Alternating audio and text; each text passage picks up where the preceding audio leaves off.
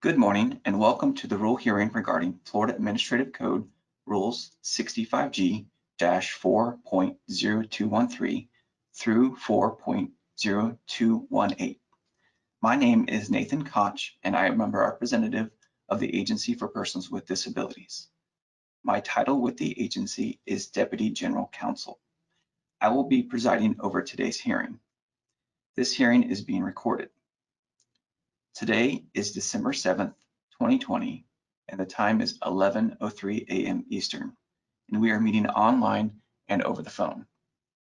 This hearing is being held to provide members of the public with the opportunity to give commentary and input on these proposed rules. Specifically, the agency is seeking comment on the proposed rule language that was provided in the Notice of Proposed Rule published on November 20th, 2020 in Volume 46, Issue Number 227 of the Florida Administrative Register.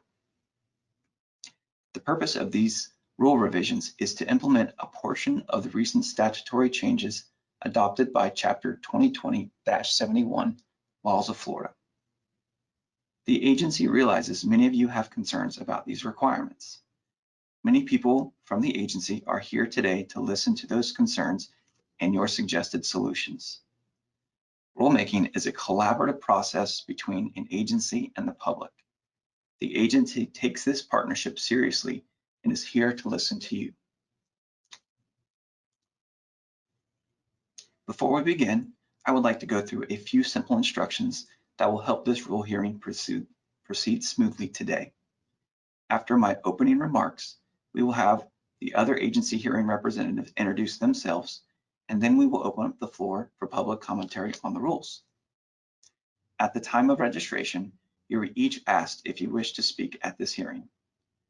Based on the registration, we have 29 speakers today. When we receive public comment, we will start with these speakers. If you wish to speak at this hearing but did not register to speak, then please use the raise your hand feature in the webinar controls and wait patiently to be called on. Or you may wish to type your question in the questions box of the webinar controls. We will take additional speakers and messages as time permits. We ask that you limit your comments to no more than 3 minutes. In the interest of time, if you want to provide commentary that mirrors commentary provided previously, you could just let us know that you agree with the previous comments and clarify specifically which comment you agree with.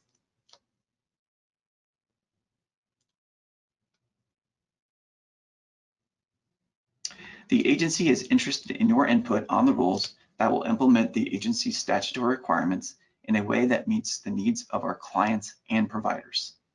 Our goal today is to listen to your feedback regarding what concerns and ideas you have for these rules.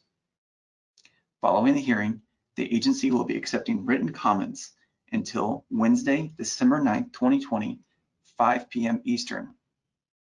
You can email your written comments to me at nathan.koch@apdcares.org.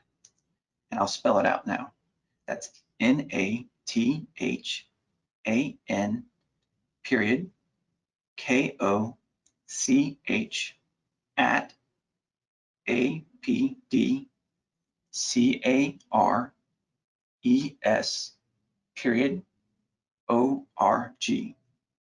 My email address can also be found on the webinar screen. At this time, I'd like to have each agency representative introduce themselves and provide their title for the record. We can begin with Lorena Fulcher. Good morning. This is Lorena Fulcher, the Bureau Chief of Consumer Supports at the Agency for Persons with Disabilities. Thank you, Lorena. Next, we have Cheryl Smith. Hi, this is Cheryl Smith. I'm a program administrator over the waiver work stream in the Bureau of Consumer Supports. Thank you, Cheryl. And last, we have Carrie McNamara. This is Carrie McNamara. I'm a senior attorney with the Agency for Persons with Disabilities and supervisor of the Fair Hearing Attorneys. Thank you. Okay, let's get started with any public comments. Before providing us your comments, please ensure that your name and affiliation is stated on the record correctly. Now I will turn to our list of speakers.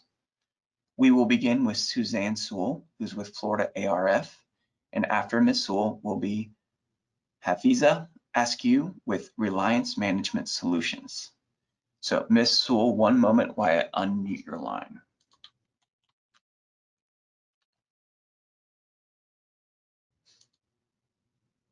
Okay, Ms. Sewell, you are Can you hear me? Yes, ma'am, you may proceed. Okay, thank you. I am Suzanne Sewell, Florida Association of Rehabilitation Facilities, or Florida ARF. I do want to thank you for advertising these changes again. We made some earlier comments. I do see some of those have been picked up, so I do thank you for that. A few comments under the definitions section 0213. Definition number 27, we're very pleased that you include employment and transportation in the SANS definition. We think that's very important, so it's good to see that, and I think you had it last time, but we do appreciate that. Section 65G 4.02142.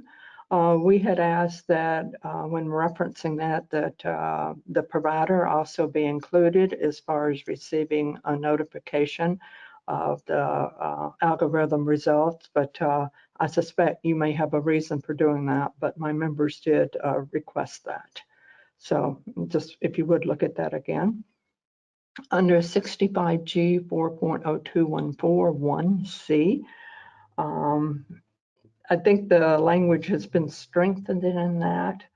There is still a question about when the family is notified. Do the standard notifications include appeal procedures that may be already in place and what's happening? We just weren't sure. So I wanted to comment that that should be happening. If you look on 65, let's see, I believe it's G 4.02185. I believe you have two section A's in there. I think that's just where the language was changed and one of them did not get edited. Under 65 G 40218, number 5 again, or that may be number 7, I'm sorry, 7B. It talks about that when the agency receives an incomplete SANS request that it will be closed, but there's no notice of who's being notified of the closure and that it was incomplete. So we wondered if that was incorporated in the process, and then it should be. And then under section 65G 4.0218, you've added a new number 10 about the IFS possibility for emergency resources, and that was one of our requests, and we do appreciate your adding that. So those are our comments, and I will be sending them over in writing, but do appreciate the corrections and the clarifications. We were able to find the forms which we had questioned early on, so that did answer several member questions. Thank you. Thank you, Ms. Sewell. I don't know if, do our panelists have any response? We appreciate the participation from Florida ARF, and as always, we really appreciate your clarity and your comments. So thank you, and we'll also be on the lookout for what you're sending. I second that. Okay, next we will move to Hafiza Askew with Reliance Management Solutions, and after Ms. Askew will be Patricia Rendon, excuse me. One moment, Ms. Askew, while I unmute your line. Ms. Askew, you're self-muted. If you take yourself off mute, you could provide your comment. No, I don't have any comments or questions at this time. Okay, thank you very much. Next, we will move to Patricia Rendon, and after Ms. Rendon, we will move to Erica Lynn with Safe Harbor Support Coordination. So one moment, Ms. Rendon, while I unmute your line.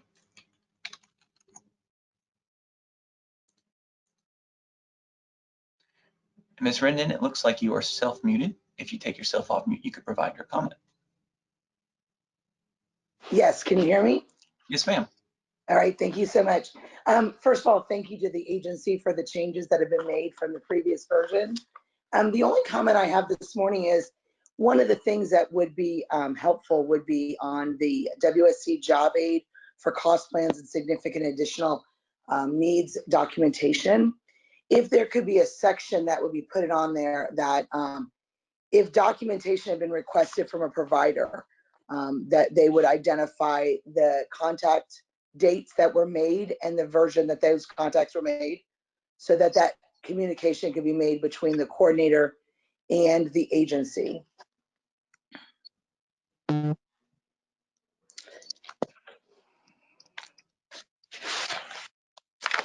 And that the other thing is I would also request that if the reason for the need for additional information or the NOAA, if that could be included in the NOAA as well, that the contacts have been attempted.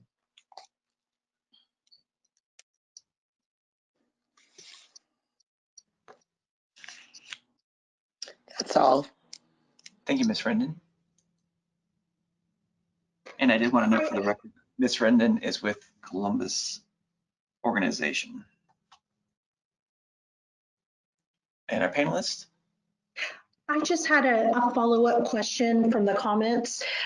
Is she, Ms. Rendon, are you looking at situations where the WSC tried to get documents but were unable to, so you're wanting to document that? Yes, I don't think we have a standardized way of doing that currently. I mean, I know with iConnect, it's going to eliminate that because you'll be able to see whether the documentation is in there or not. But I think we're still in that interim process that we don't have a standardized way statewide that if I called a provider or sent an email to a provider 3 additional times for the documentation that was needed for the significant additional needs, I need to get that needs request in for the individual's health and safety. And so instead of just sending it in without the documentation, I'd like to be able to demonstrate that that was sent. Okay, thank you for clarifying that comment. I appreciate that.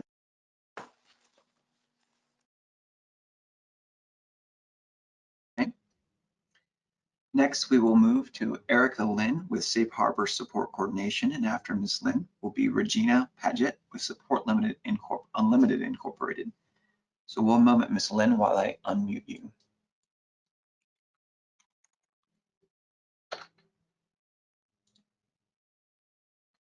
Ms. Lynn, you're unmuted. Yes, can you hear me? Yes, ma'am. Okay, thank you. Now, this is Erica Lynn. I'm an agency owner with Safe Harbor Support Coordination. I've been a support coordinator for 20 years. I'm a registered nurse, licensed to practice in the state of Florida, and I have a PhD. I've reviewed these proposed rules, and I'd like to acknowledge the hard work that's gone into the development of these rules. I have some suggestions that might help clarify the rules with the intention of making the rules easier for APD employees, WSCs, and families to understand what the rules say. The goal of clarity, from my perspective, would be to assist clients and legal representatives to understand the program and what is or is not allowable, reduce the amount of excess communication between liaisons and WSCs trying to figure out what the rules mean, and also reduce the need for appeals. The following are my comments. 65G-4.0213 in definitions. Consider adding emotional and behavioral health to the list of things included under health and safety. Revised wording would be health and safety includes mental, emotional, behavioral, and physical health and safety. For 65G-4.0213, number 18.4, please clarify what the word statewide means in regards to this rule. It says it should be reflective of the level of service that can be safely furnished and for which no equally effective and more conservative or less costly treatment is available statewide. So that sounds to me as if somebody in Naples needs a service that's not available, but it's available in Miami, that they can't get the service that they need that's in Naples? Is that what that means? This is a question. Okay, file it and I'll look for an answer at another time. 65G-4.0213, 18.5B states the fact that a provider has prescribed, recommended, or approved medical or allied care goods or services does not in itself make such care, goods, or services medically necessary or a medical necessity or a covered service. I would suggest adding the following sentence. Letters of medical necessity, prescriptions from licensed healthcare personnel or other professionals will be considered as part of the decision-making process when making medical necessity decisions. This is important because the handbook requires medical provider prescriptions for some waiver services as being justification for that service. And this rule sounds like it's in conflict with the handbook. So for clarity's sake, I think we could use some consistency there. 65G-4.0213, number 21. You might want to consider across the entire set of rules, different language to describe the WSCs in the qualified organization. Because of labor laws and other rules, it could be WSCs will need to be subcontractors. Every time APD uses the word employee, which does have a legal definition, it sounds as if independent contractors will not be permitted in the qualified organization. APD might want to consider using the word consisting of instead of employee. The rule would read in that case, and I'm sorry, I just lost my notes.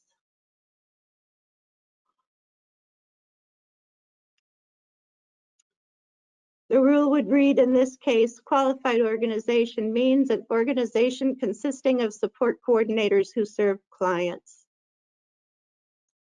65G-4.0213, 27C. This one is really critical. Please define more carefully what is meant by total physical assistance. A need for total physical assistance with activities of daily living, such as eating, bathing, toileting, grooming, dressing, personal hygiene, lifting, transferring, or ambulation. Does this mean that every facet named in this rule must be included in total physical assistance? If someone needs total physical assistance in all areas, but can manage to grab a handful of finger food and get it into his mouth, does that disqualify him from the category of total physical assistance, even though he will need to be fed to get a balanced diet and to take in sufficient amounts of calories? Currently, in the QSI, a functional score of 5 or 6 means intensive needs. Is this the same as total physical assistance? If you're using the QSI as a basis for determination, the language should be consistent. Can someone who needs total physical assistance with everything, but can rub lotion onto their hands, qualify as total physical assistance? What if they can comb their hair and raise their arms to be dressed, but can't do anything else? What about someone who is total care for everything, but can toddle around like a 2-year-old? We need better definitions of this category. 65G-4.0213, number 28. There's a conflict between the definition and the descriptors below it. 28 reads, a significant change in condition or circumstances means a change in the client's health status after an accident or illness And then ... Number A, the qualifying criteria is a deterioration in health status that requires clients to receive services at greater intensity or in a different setting. So in the main definition here, you say that the change has to be after an accident or illness, but in the categories, you're saying it could be a deterioration in the health status, but it doesn't say about an accident or an illness. You may just want to leave out, quote, after the accident or illness in number 28.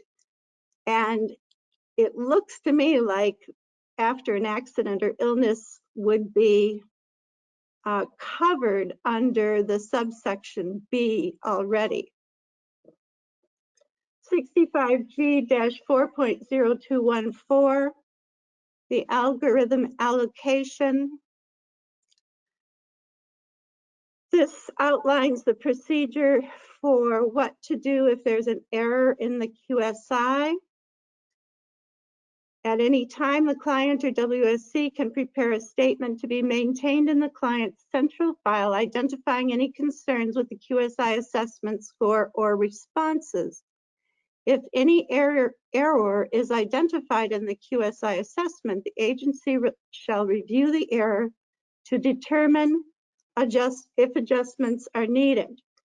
The agency shall inform the WSC of the result, and so on. I would like to add, I would suggest adding a sentence such as, the agency will review current documentation in the file and interview the WSC and the client or legal guardian or caregiver to assess if an error was made. This is important because the caregiver and the WSC are the people who have the direct experience with what is going on with the client. It's also really important that the client or legal rep and the WSC are notified when a review is being conducted and what is the result of that review.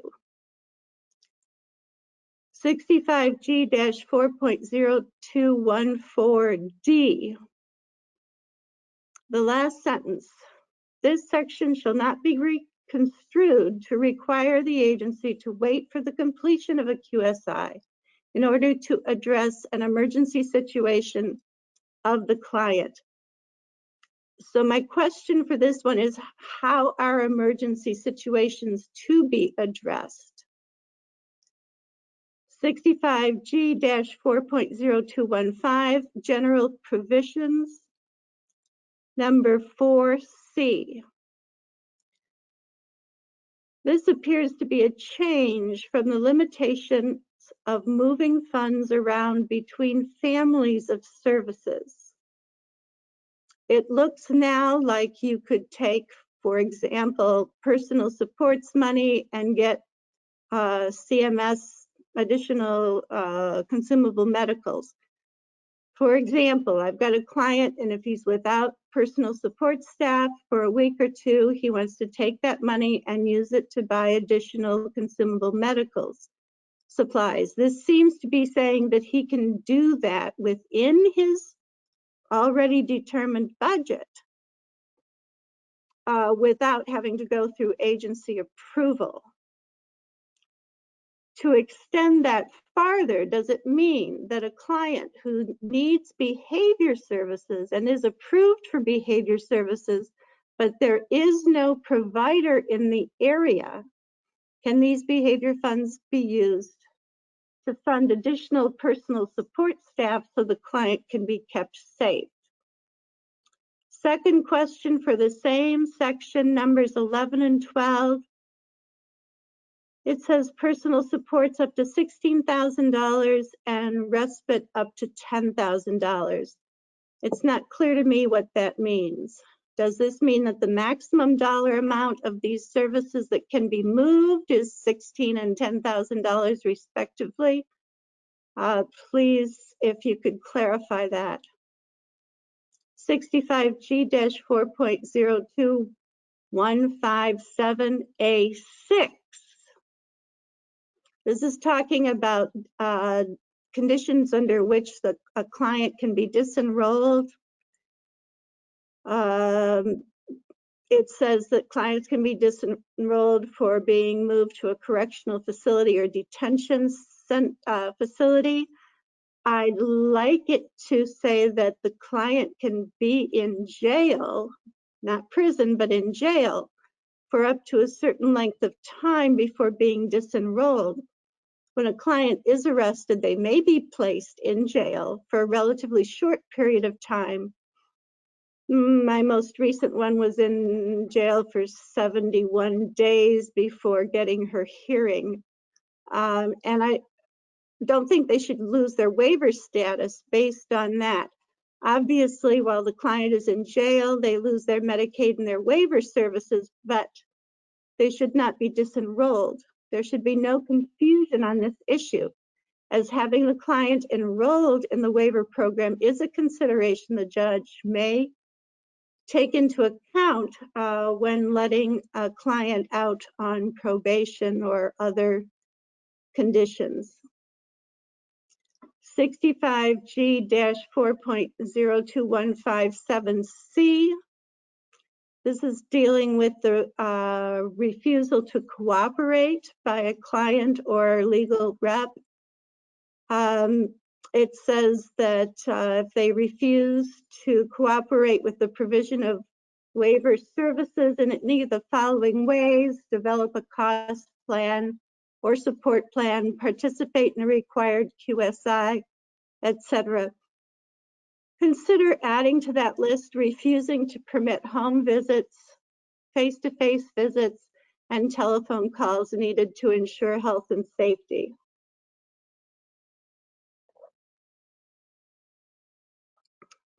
$65G-4.02173.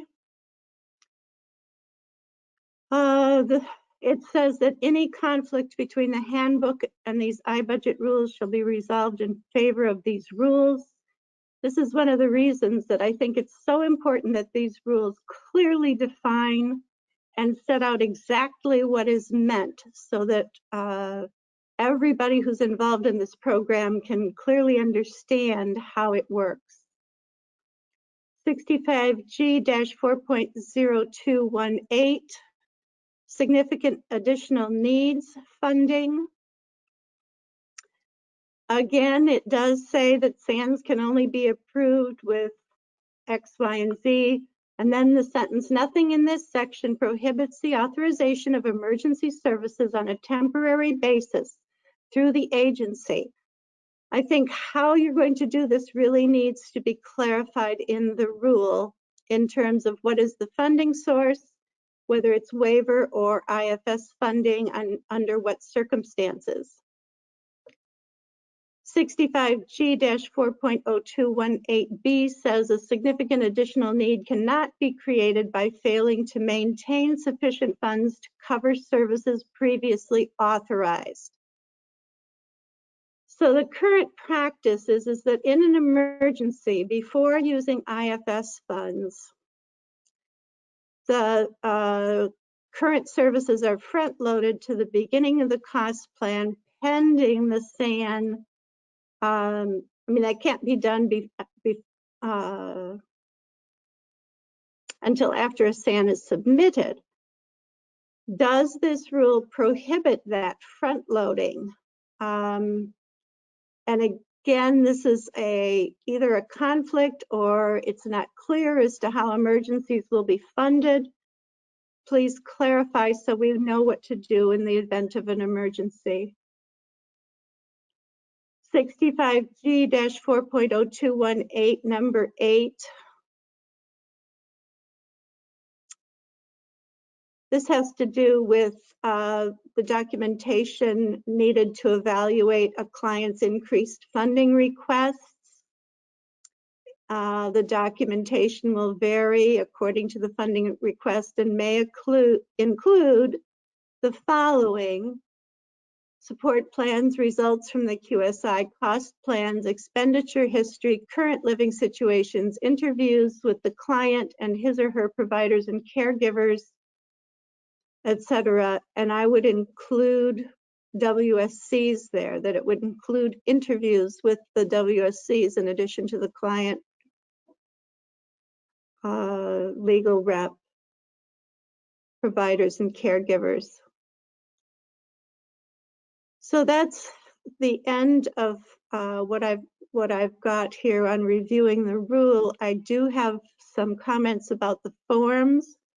And then the AIM form, the top of page 1 asks for a PIN number. And do you really want the iBudget PIN number there, or should that be changed to the iConnect ID number? Page number 1, client or legal rep signature. Please permit this to be done by telephone, FaceTime, Duo, Zoom, or other remote communication when a face-to-face meeting isn't feasible for a variety of reasons. Page 2 at the top again, do you really want the PIN number, or would you rather have the iConnect ID number? Under the PIN number, it says iBudget amount. Is this the amount requested or the amount in the algorithm? The title of the spreadsheet on page 2, it says requested annualized services. Are these currently approved services, or are they currently approved services plus the requested services? And what if the requested services go over the algorithm? My recommendation would be to label the spreadsheets, there's 3 of them, using something besides page number. For example, spreadsheet A, spreadsheet B, spreadsheet C, because when I talk to a liaison or an APD reviewer, it sometimes requires a while to get everyone on the same page, literally. And the WSC job aid for cost plans and SANS documentation, page 2, number 3, define total assistance, total physical assistance, please. Page 3, number 5, the last bullet, it asks for 3 bids costing $1,000 and over. Please add, or reason why 3 bids could not be obtained. Page 4, top bullet. Information contained in the support plan and professional needs assessment that documents this need and the probability of regression without the service. Please define professional needs assessment. Page 6, second row, consumable medical supplies. WSCs are currently being asked for prescriptions for supplies such as diapers, wipes, and bed pads, even when they are within the normal limits. This page seems to be saying that prescriptions are not needed for these items unless there is an exception. Is that what APD means? And if so, can we stop having to ask doctors for prescriptions for diapers, wipes, and bed pads if they are within the cost guidelines? Page 8, life skills development 3 and 4. Now this is really important. The ratios for 1 to 5 and 1 to 3 are not well defined, and they're not consistent across the QSI, the rules, the handbook, and this form. The 1 to 3 ratio in functional is defined as an intense level of personal care, which is not, it's not the same as what's in either the rule or the handbook, and I don't remember which one. The QSI gives an overall intense level of personal care as a 4 or 5 on the QSI, but in another section, APD has total physical assistance as a criterion. It would be good if those were consistent. The 1 to 5 ratio is even more vague. It would be of benefit to everybody, and things would go so much more smoothly if these terms were standardized across assessments, the rule, and the handbook. Page 10, private duty nursing, bullet number 5 in new and bullet number 6 in continued. Documentation that the client requires active nursing interventions on a continuous basis for over 2 consecutive hours per episode. Please define that further. Ms. Lynn, this is Yes, Nathan I've Koch. got I'm one more point and then I'm done. Excellent. Is that okay? Yes, ma'am. Proceed. Page 13, respite, new. Documentation that personal care assistance has been sought through the Medicaid state plan. What if there are no Medicaid providers who serve the area in which the client resides? Thank you very much. I'm sorry if I went over my time. Thank you, Ms. Lynn. Can you submit your written comments after this hearing to assist the agency with your comments? Absolutely, thank you. Excellent. Also, I did want to mention that many of your comments address language that are unchanged in this notice of proposed rule and are not at issue at today's hearing. The agency appreciates your feedback on these rules and will consider these changes in the future, but the agency is focused on the changes that are in the proposal. But again, we appreciate your involvement, your feedback. The agency will definitely consider this in the future. Now I'd like to turn to my panelists and see if they'd like to respond to any of the questions that you've posed. Dr. Lynn, we really appreciate the specificity of the comments you provided and that you did such a thorough review of the rule. I did want to respond to 2 of the questions, but just to reiterate what Mr. Koch just said, they were on provisions that have not changed with this rule. But one of the things you mentioned was emergency requests. And so the requirements and steps that support coordinators should take when there's an emergency are defined in Rule 59G, the iBudget Waiver Handbook. And so there's a process for handling emergencies there. And then in this particular rule, the iBudget rule that we're talking about today speaks to the use of individual and family supports funds in other situations of emergencies. So I just wanted to make sure people knew that we did have a process in place for emergencies. I also wanted to mention the flexibility of services question that you mentioned. Those have not changed, but again, everything is premised on what the individual needs of the clients are. Those aren't dollar limits for services. Those are dollar limits, meaning if someone needs more than that amount of money for the service, it will require extra review by the agency. And the same goes for what you mentioned about behavior analysis.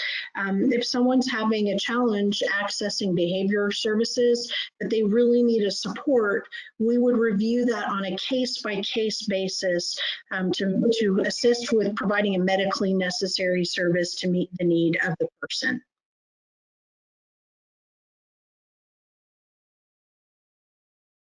Ms. Lynn, this is Carrie McNamara. I just wanted to reiterate what Ms. Filcher said, that we appreciate your preparation and also particularly when you suggested language. Thank you so much.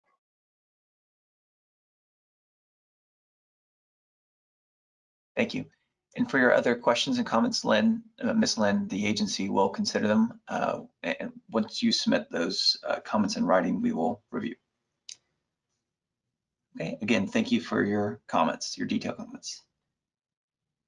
Next, we will move to Regina Padgett with Support Unlimited Incorporated. And after Ms. Padgett will be Brad Hunt with Exceptional Partners Incorporated. So one moment, Ms. Padgett, while I unmute your line.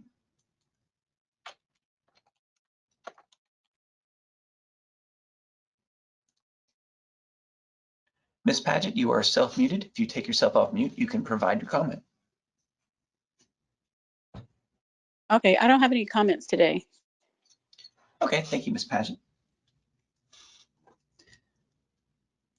Next, we will move to Brad Hunt with Exceptional Partners Incorporated, and after Mr. Hunt will be Nancy Wright with Medicaid Committee of Elder Law. So one moment, Mr. Hunt.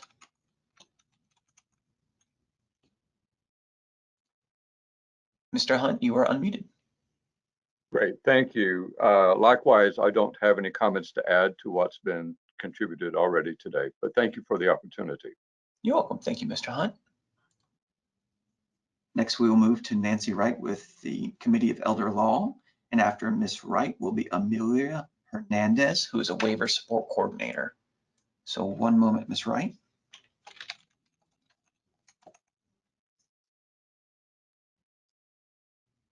Okay, Ms. Wright, you are self-muted. If you take yourself off mute, you could provide your comment. Okay, can you hear me? Yes, ma'am. Alrighty. So thank you for adding some of the language that I thought was in my last comment was needed. I have a tweak though, particularly to the definition of available services, which is under 65G-4.02136. And it references back to the statute because the statute describes specifically, it talks about using all available services or availability of non-waiver services. And I think you have to take into account the standard definition of available, which is either, depending on which dictionary you look at, able to be used or obtained, or present and ready for immediate use. The way that the term is now defined, it does not include a couple of situations that come up with a fair amount of frequency. One is a case where a service may be, a particular type of service may be available under a program, but it is not available in the setting where it's needed for that person. So for instance, if you get behavioral services in a school setting, those are designed specifically to deal with the kind of situations that come up in the school setting. They are very rarely going to have any kind of impact at all if the problems are coming from a home setting. Similarly, if you've under state plan Medicaid, you may have behavioral services available, but no one who will come to the home. And the same is true for some therapy services. So the second situation is where there are no providers in the area.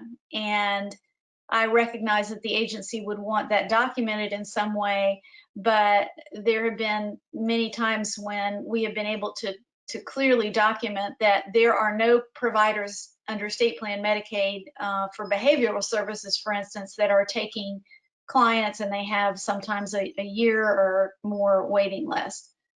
So my suggestion is to add to that definition, if a covered service cannot be provided in the appropriate setting for an individual, or the individual is unable to locate willing providers, the service is not considered to be available. And I think that would probably cover a lot of those situations. And I think that's all the other thing that I was a little concerned about is when you talk about services, especially through a community organization, I think that the service would have to be something that the person would be able to consistently rely upon, not just a random service that's available every now and then. I don't know exactly how you handle that. You might be able to put that in the definition as well. That's all I've got. Thank you. Thank you, Ms. Wright. And just for clarification, you are here today representing the Committee of Elder Law, correct? Right. I'm here on behalf of the Medicaid Committee of the Elder Law section of the Florida Bar. Thank you. And we'll turn to our panelists and see if they have any response. Ms. Wright, this is Lorena Fulcher, and we appreciate you continuing to engage with us on this. I did want to mention something related to your comment about available services. You know, the iBudget waiver handbook, and then also the federal waiver that we have requires that the I-budget waiver be the payer of last resort. And so if we allow the I-budget waiver to provide services that are provided under other benefits, we get in the position where we don't want to violate other state and federal laws. And I know you're familiar with the early and periodic screening, diagnostic, and treatment requirement, the EPSDT. And there's certain services that are provided by the Medicaid state plan for individuals under age 21 in order for the state to participate in Medicaid.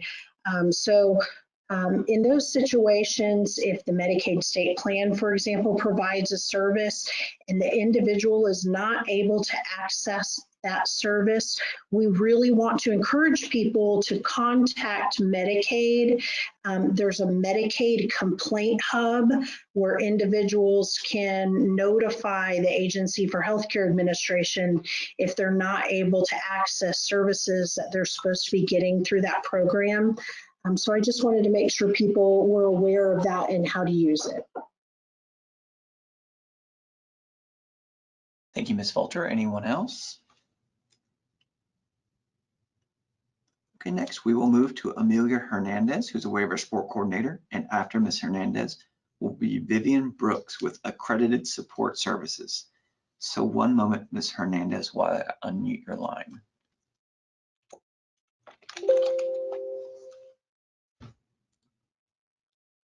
Ms. Hernandez, you are self-muted. If you take yourself off mute, you can provide your comment.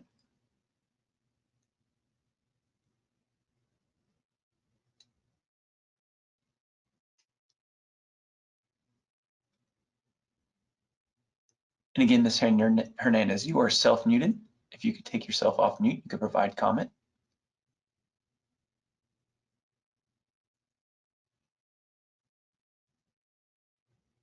Okay, we will move on. Again, next is Vivian Brooks with accredited support services. After Ms. Brooks will be Penny Schumann. And one moment, Ms. Brooks, while I unmute your line.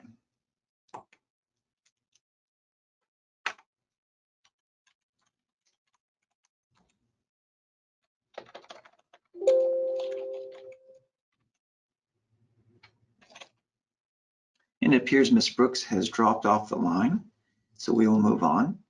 Again, next we have Penny Schuneman, who's here on behalf of herself, and after Ms. Schuneman will be Veronica Neria, who's a waiver support coordinator. So one moment while I unmute your line.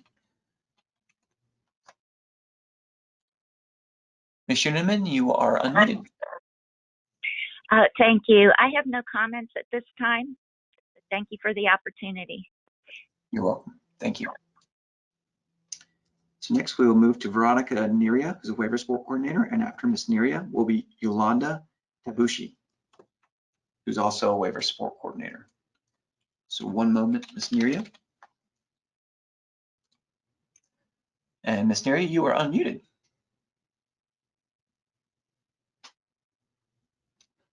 With any other comments? Thank you very much for this opportunity. Thank you.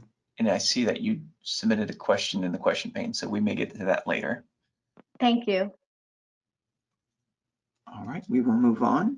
Next is Yolanda Tabushi, who's a waiver support coordinator, and after Ms. Tabushi is Carlos Robel, who's with Advanced Coordination Incorporated. So one moment, Ms. Tabushi.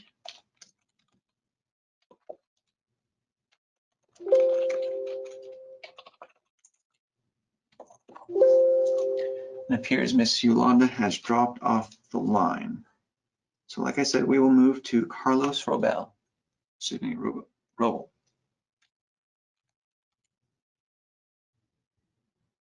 And after Mr. Robel will be Tiffany Solomon with People's Choice Support and Services Incorporated.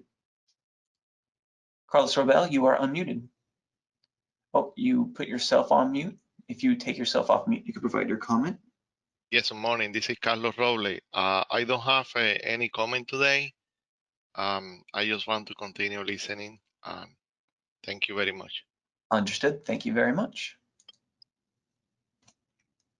All right, next we will move to Tiffany Solomon with People's Choice Supports and Services Incorporated.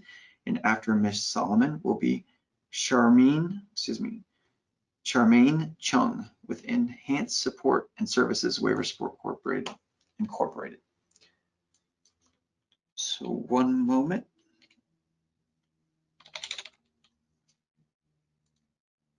Ms. Tiffany Solomon, you are self-muted. If you take yourself off mute, you could provide comment. Good morning.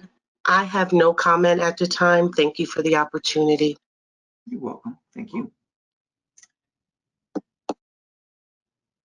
Okay, next we will move to Charmaine Chung. And after Ms. Chung will be Ruth Charisma and or Gulande Alhuste. One moment.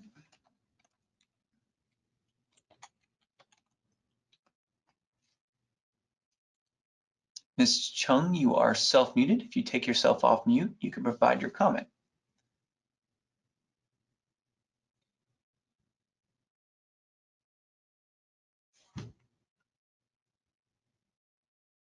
And again, Ms. Chung, you are self-muted.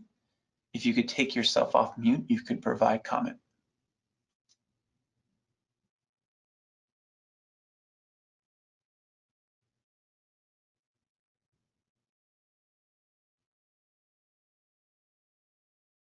Okay, you had your hand raised, you unraised it, so we can move on. If at the end there's additional time, if you raise your hand, we can come back to you. Maybe you figure out the controls. All right. Next, we will move to Ruth Charisma or Gulande Alhuste, who have registered together. So they both called in one line. So one moment. All right, Ms. Charisma and Gulande Alhuste, you are self-muted. If you take yourself off mute, you can provide your comment.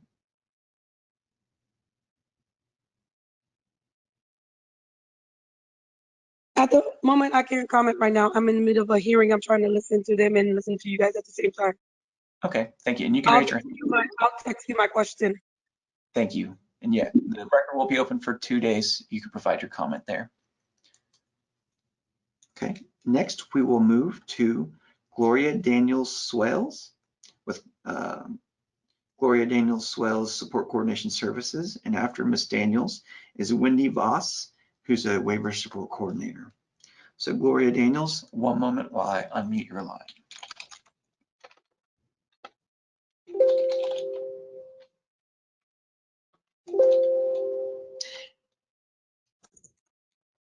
It looks like Ms. Daniels has dropped off the line. So again, now we'll move to Wendy Voss, who's the waiver support coordinator. And after Ms. Voss will be Pedro Valdez.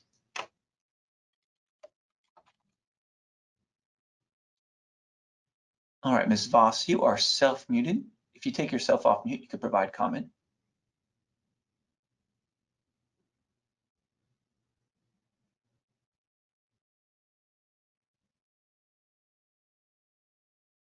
And again, Ms. Voss, you are self-muted. So you could take yourself off mute.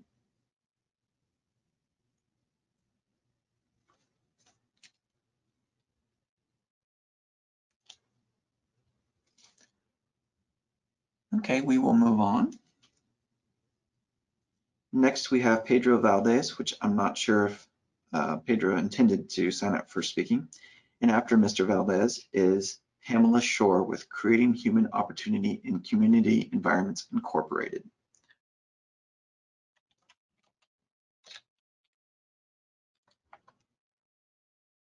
So Pedro Valdez, you are self-muted. If you wish to provide comment, please take yourself off mute.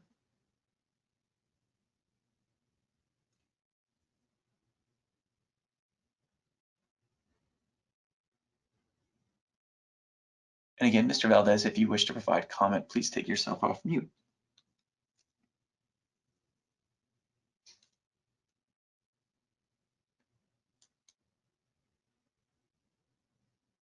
Okay, we will move on. Our next speaker again is Pamela Shore. And after Ms. Shore will be Ryan Chandler with Association of Support Coordination Agencies. So one moment, Ms. Shore, while I unmute you.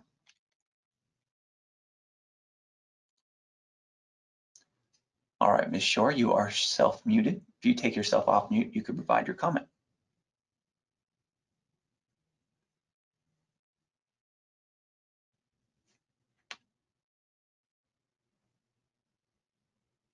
And again, Ms. Shore, if you are self-muted, if you could take yourself off mute, you could provide your comment.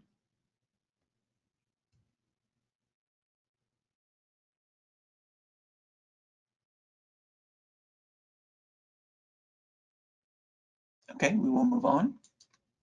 And it looks like you did submit a question, so we can address that later if there's time. And next we have Ryan Chandler. And after Mr. Chandler is Jennifer Harris with Harris Support Services. So one moment, Mr. Chandler, while I unmute you.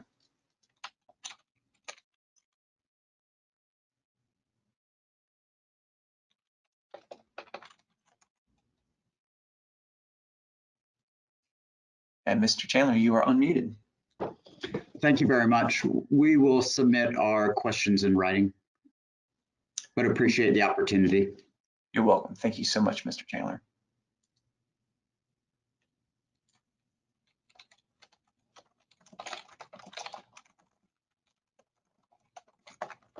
Okay, one moment. Next, we will move to Jennifer Harris, again with Harris Support Services Incorporated.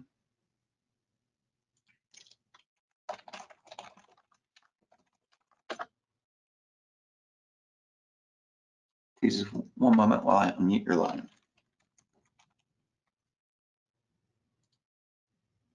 Ms. Harris, you are self-muted.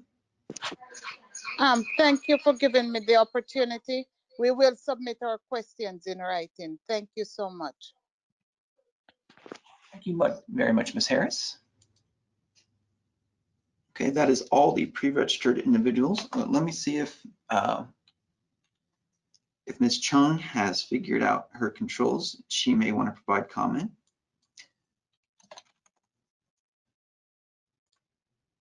Charmaine Chung, you are self-muted. If you take yourself off mute, you can provide your comment.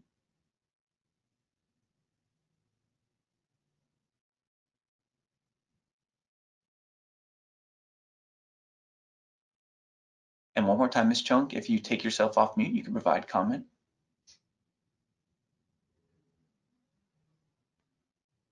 Okay, we will move on. So that concludes all the individuals who have pre-registered to speak. Next, we will move to some of the written questions we've received. So I will ask the question and then our panelists will respond. So one moment. The first question we have is, due to individual needs, there should not be a limit as to how much personal supports a person can receive to ensure their safety. So that appears to be more of a comment than a question. Do our panelists have any response? Hey, I have a comment in response to that. The limits for personal supports are set forth in ACA rules. And at this time, an individual can receive up to 24 hours per day of personal supports based on the individual's needs and the medical necessity for the hours that they need. Thank you, Ms. Fulcher. Our next question is the verification of available services form used when submitting a SANS, or is this an annual document? Panelists?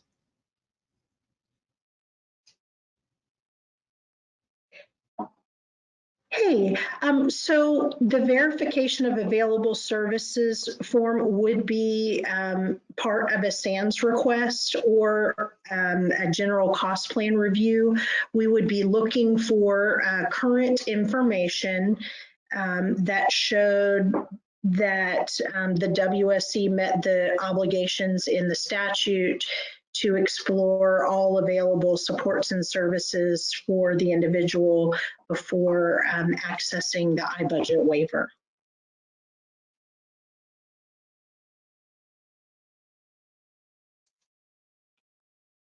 Thank you, Ms. Fulcher. Our next question is, how is the verification of available services not a duplication of page 2 section, other funding sources for supports, in pages 5 through 7, source of support on the person-centered support plan? So okay, well, go ahead, Ms. Fulcher. The verification of available services form asks for more specific documentation than what the support plan requires. So during the 2020 legislative session, the statute was amended to require that our agency certify that all available services have been exhausted from the iBudget before paying for iBudget waiver enrollee supports and services. But that's not really a new requirement for support coordinators because the statute and the handbook has always required the support coordinator to do that before requesting waiver services. The difference is the support plan is a very person-centered document, and it mentions what the individual's goals and preferences are and needs, but it doesn't get into the details of what the support coordinator did to access those services. And so the certification of available services is kind of an easier way for the WSC to summarize that information.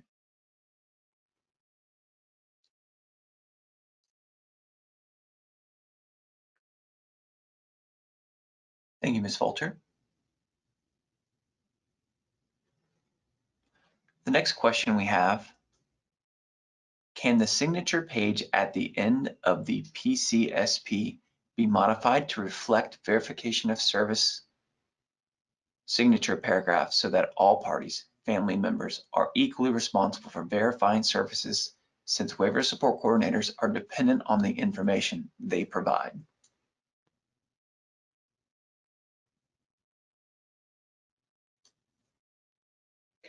So we appreciate that comment, the statute does require the support coordinator to assist the individual in accessing those supports and services. And so to the best of the WSC's knowledge, they would do that.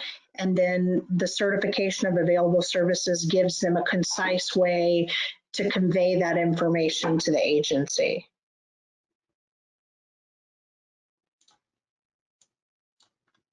Thank you, Ms. Fulcher.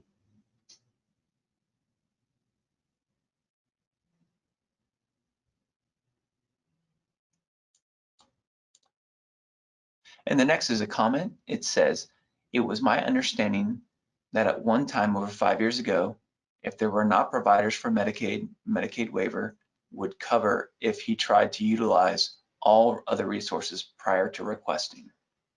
So this goes back to a previous comment regarding what services are available. Ms. Fulcher, I'm not sure if you had any additional comment to respond to your previous answer. No, I can't really speak to something 5 years ago, but I just, want to reiterate that there are mechanisms to request the certain services through other programs. And so we would be required to make sure that that occurs.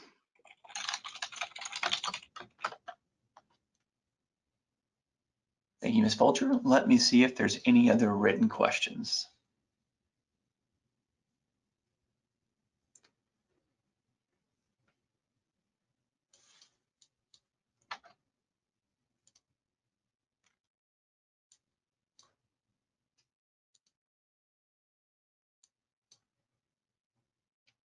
Okay, we just received another question. What is the background / experience of the team that provided input on the development of this proposed rule? How long has this proposed rule been in draft?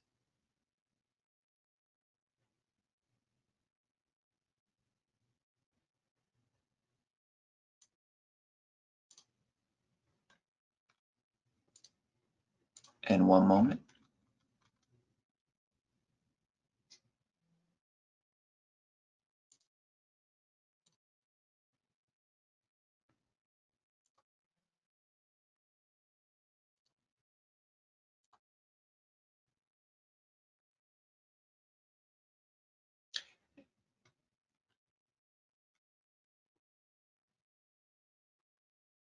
And I can answer the latter half of that question. The notice of rule development was published on October 2nd, 2020 with proposed language.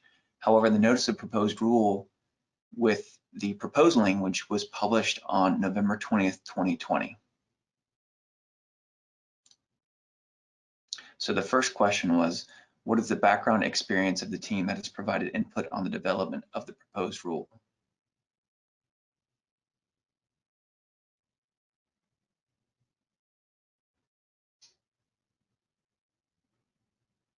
So we appreciate that that question as well.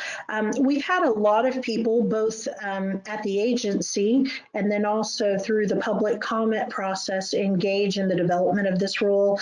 At the agency, we have a lot of staff with decades and decades of experience in the developmental disabilities field. But the good thing about rulemaking is that we have the opportunity to interact with individuals who work in the field on a day-to-day basis. And so we have engaged stakeholders through workshops and this hearing process who have a lot of direct experience working with individuals as well. And so combined with all that, I think that's a lot of experience and a lot of input, and we sure appreciate getting it from everyone. Thank you, Ms. Fulcher. And I'll dovetail that response by saying the agency did conduct a workshop on October 19th, 2020 at 1 p.m. Eastern. And as many of the commenters indicated, thanking the agency for incorporating their changes, the agency did a substantial review of the rule development language at that time and incorporated a lot of those changes to improve the proposed rule language that we have now and address a lot of those concerns.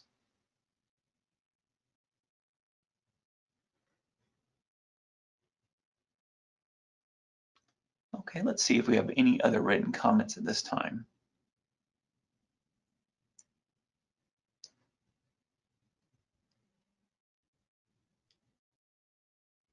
Okay, that is all the written questions we've received. And I'm looking at to see if there's any hands raised. And at this time, there's none. So I'll give everyone another moment or two to raise their hand or submit additional questions. And I did want to state on the record that this is your opportunity to express your concerns about our proposed rule. So the agency requests that anyone else on this call who has not expressed a concern or a concern not previously stated with the proposed rule, please do so at this time, as this is your opportunity to express those concerns so the agency can respond and consider. If you do not express your concerns at this time and later decide to pursue litigation after the agency moves forward, the agency would consider that to be an improper purpose. So again, we have a few people who have raised their hands, so we will allow them an opportunity to speak. So next will be Veronica Neria. Ms. Neria, you're unmuted. If you could state your affiliation for the record. I'm Veronica Neria. I'm a waiver support coordinator, and I agree with several of the statements that Lynn had mentioned earlier about the rulings not coinciding with what QSI says with the iBudget handbook, and now that we're going into iConnect and eventually doing away with the iBudget system, it doesn't all fit together. And ultimately, somebody had mentioned earlier that everything is going to be looked at case by case. And when it's looked at case by case, ultimately, they're going to look at the hearing. So if what's written in this ruling says this, no matter the person's need, it's written in black and white. So therefore, you can't have what you need. So there's just so much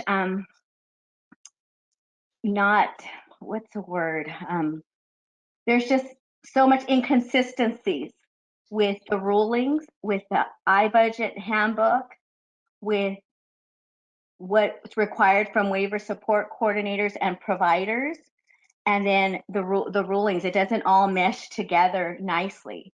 The handbook says one thing, so they're approving, and then later on come the annual review when Tallahassee reviews it, they say no, per the ruling, this is not approved.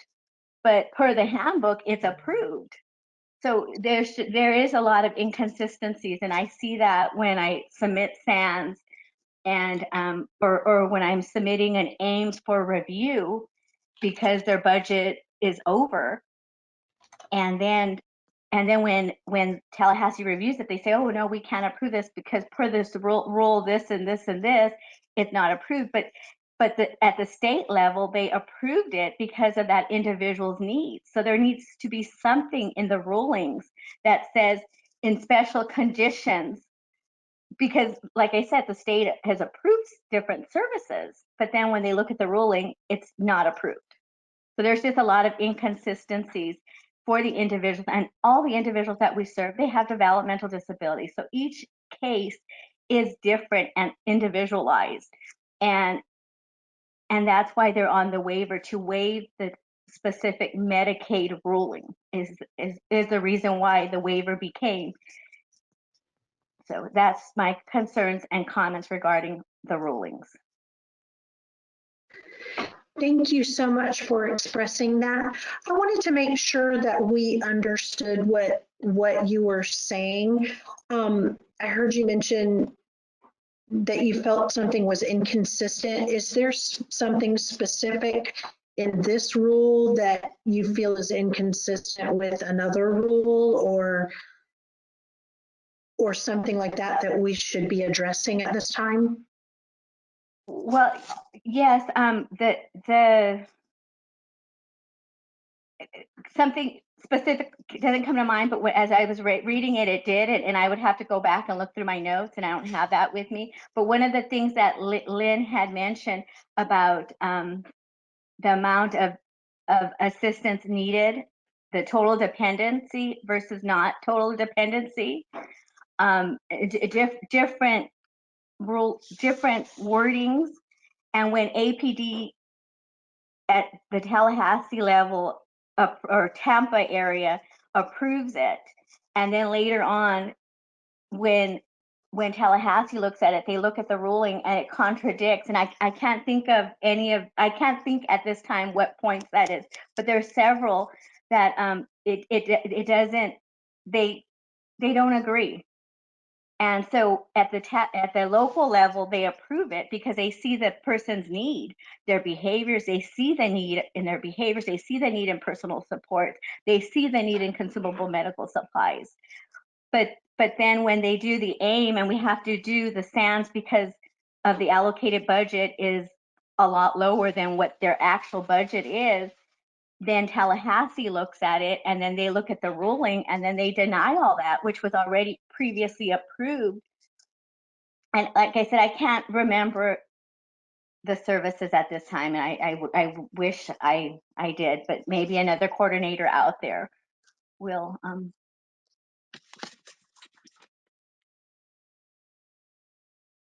But that's all I have. I'm sorry. Thank you, Ms. Neary. And you indicated you had comments and that aren't in front of you. If you have those after the meeting, the agency would appreciate you submitting those so we can review them, because we definitely want to explore what you're stating. Okay, will do. Thank you.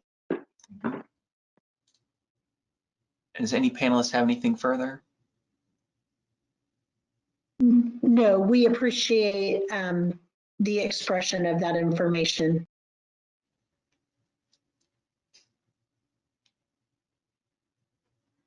Okay, thank you. And next we will move to Amy Shittery. So Ms. Shittery, you are self-muted. If you take yourself off mute, you could provide your comment. I am, okay, this is Amy Scateri, and I wanted to know if this rule here has to do with the change in the WSCs, because we were supposed to find out what a qualified organization is and about the application for the waiver support coordinators. And Ms. Scateri, could you state your affiliation for the record? I'm a waiver support coordinator. Thank you.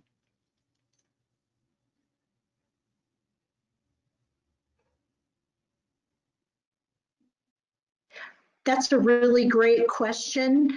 And there There are several rules that the agency is working on that address various changes related to recent legislation and changes in law.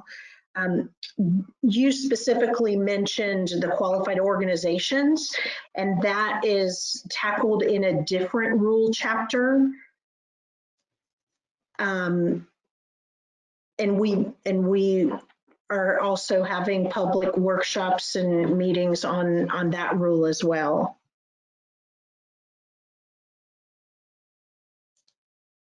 Any follow-up, Ms. Gutierrez? Yes, do we know when we're going to find out what a qualified organization is and about the applications for the waiver support coordinators for our, now that we have to be in groups of 4 or more? Yes, ma'am. Ms. Gutierrez, what qualified organization is actually defined in statute. In terms of the application, the agency is working as fast and as thoroughly as they possibly can to get these applications out. We're still in the rule development process, but in the near future, there will be communication coming out to everyone so that everyone's on the same page and understands the future schedule. So we're working diligently to get that information to you as soon as possible. Okay, thank you. So thank you for asking about that. I know a lot of people on this call also have that same exact question and concern. And I did want to state for the record that the rule she's concerned with is Chapter 65G-14, which is currently in rule development. A workshop previously was held to go over those questions. Okay. The next speaker we have is Rachel Siegel Mclaughlin. Ms. Siegel, if you could state your affiliation for the record. Looks like you are unmuted. Go ahead. Hello, this is Rachel Siegel Mclaughlin. I'm affiliated with Disability Rights Florida. I just wanted to note on the record that we will be submitting our comments in writing as we have at the last rule meeting. Thank you, we appreciate that.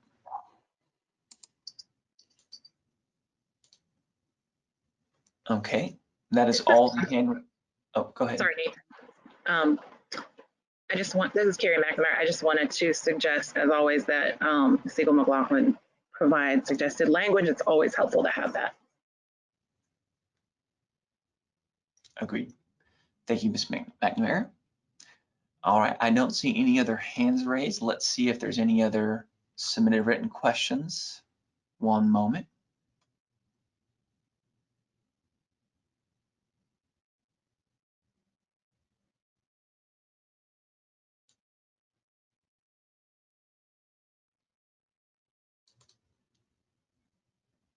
Okay, we did receive another question. I'll go ahead and read it aloud. Regarding the verification of available services form, section A/1, is it APD's stance that a parent/guardian/other caregiver living with an adult client is responsible for providing care for all hours they themselves are not working? And next, what if the client lives with a friend or family member who is gratuitously providing housing and supervision at night, but is not willing to provide care during the 24 hours of the day? So one moment while we respond. That's an excellent question. And so everybody's situation is different. The agency knows that some individuals live with clients, but they're not able to provide the care that the individual with a disability needs. And so the verification of available services form is a way that the support coordinator can explain that and explain those specific situations so they can be reviewed on an individualized basis.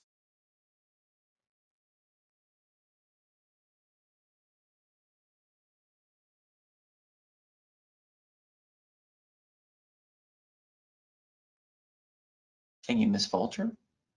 And let me see if there's any other questions.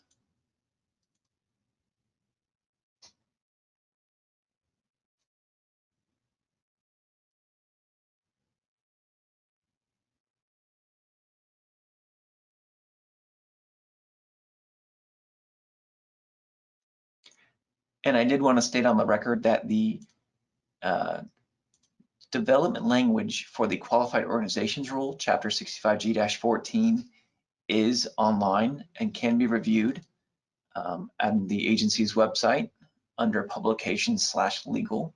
So in case you had any interest in reviewing that. Okay, the next question we have is, you mentioned public workshops available regarding definition of qualified organization. Can these dates and times be listed so that we can participate? So there has been 2 workshops for qualified organizations. There is currently no more scheduled. However, the agency is currently reviewing the comments from the prior workshop and working on the development of that language. Any future workshop or hearing will be published in the Florida Administrative Register, but at this time there are none scheduled. But again, if you want to go review the language on the website and have comments, you're more than welcome. And the agency will encourage you to submit those comments to the agency so we can review and improve the language. So, and I would like to focus back on Chapter 4, which is what we're discussing today. I don't think there's anyone's hands raised, and I don't see any other questions. So I'll give everyone one last opportunity to chime in. Again, this is your opportunity to express to the agency your concern with this rule. And if the agency moves forward from here and you have not expressed your concern and you pursue litigation, the agency would consider that an improper purpose. So we're requesting that you provide those comments on the record today. All right, we have another comment from Iris Diaz. Ms. Diaz, you are self-muted. If you take yourself off mute.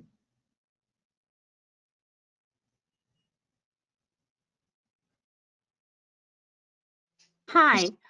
Ms. Diaz, would you state your affiliation for the record? Oh, I'm a waiver support coordinator. Okay, thank you. Go ahead.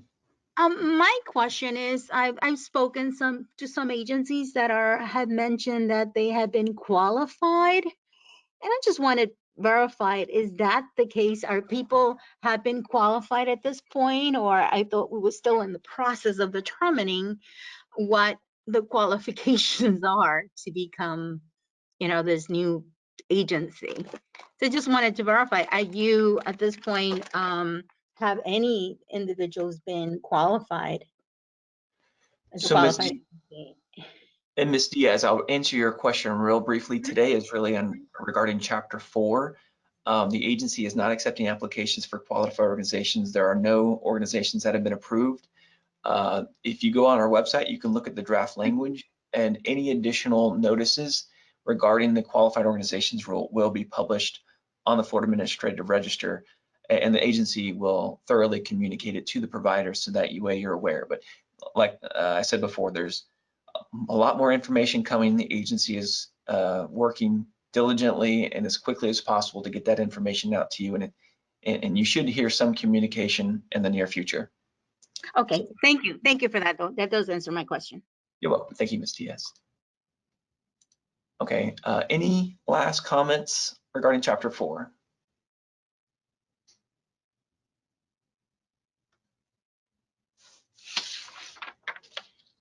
Okay, since all the comments have been made, I want to thank everyone for their participation in this rule hearing.